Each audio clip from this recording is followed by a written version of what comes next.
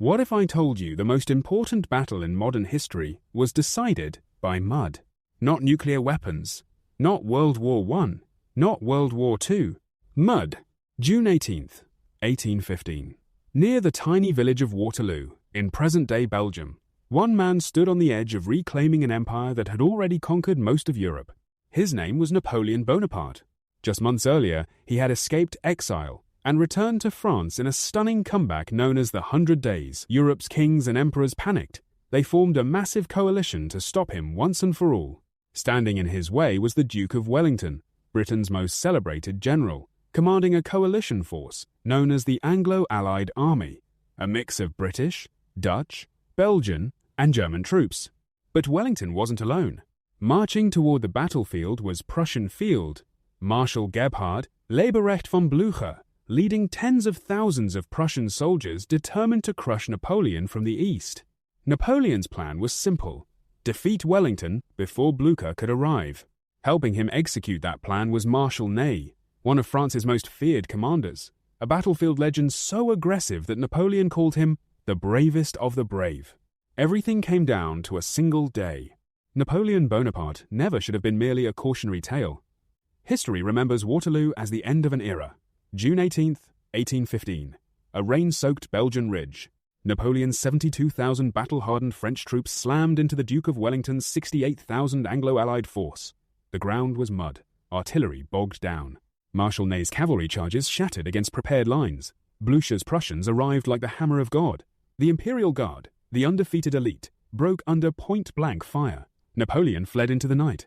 Abdication, exile to St. Helena, death in 1821, probably stomach cancer.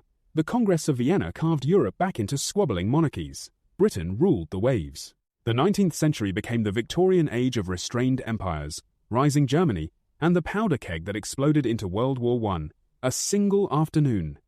One decisive defeat. The world stayed on its familiar, bloody track. Now imagine the rain stops just an hour earlier. The ground firms. Ney's timing is perfect. The guard holds. One cannonball changes trajectory. One order lands at the exact second. Napoleon wins Waterloo. And the planet itself tilts off its axis. The day the world changed. The roar on that ridge was apocalyptic. French eagles soared as the Imperial Guard smashed through the British centre like a thunderbolt. Wellington's line crumpled. Blücher's Prussians slammed into a trap Napoleon had anticipated.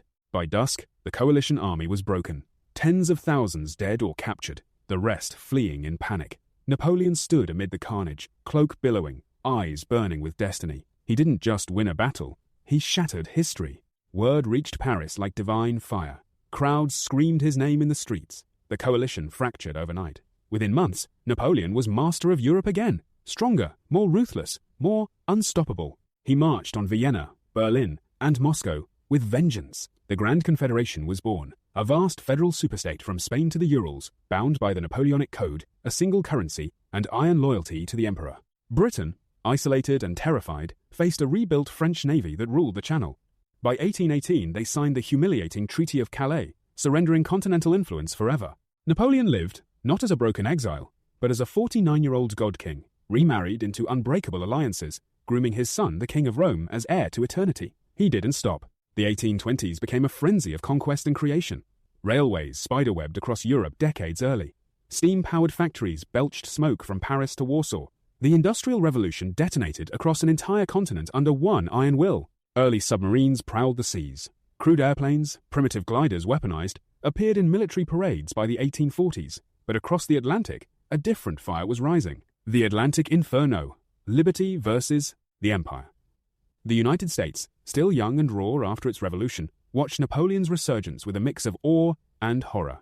Many American elites had admired the French Revolution's ideals, but this new emperor represented everything the founders fled: centralized tyranny, dressed in rational glory. As the Grand Confederation tightened its grip on Europe and began eyeing the New World, waves of dissidents, entrepreneurs, and freedom seekers poured into American ports: German liberals, Italian nationalists, Polish exiles, even British merchants who refused to bow.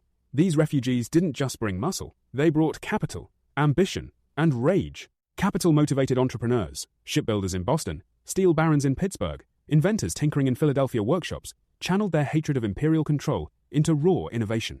No stifling Confederation patents, No secret police. Just pure chaotic American freedom. Bet everything, build faster, profit bigger, fight harder. Factories rose overnight. The Erie Canal was just the beginning.